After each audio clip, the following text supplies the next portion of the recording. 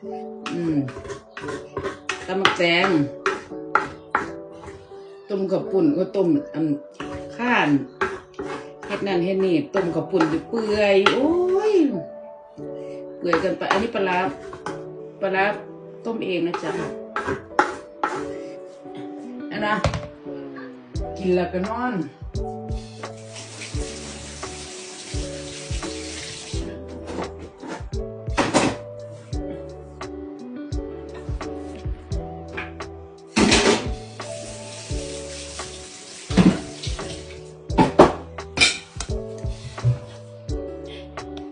สิ่งปูเนาะ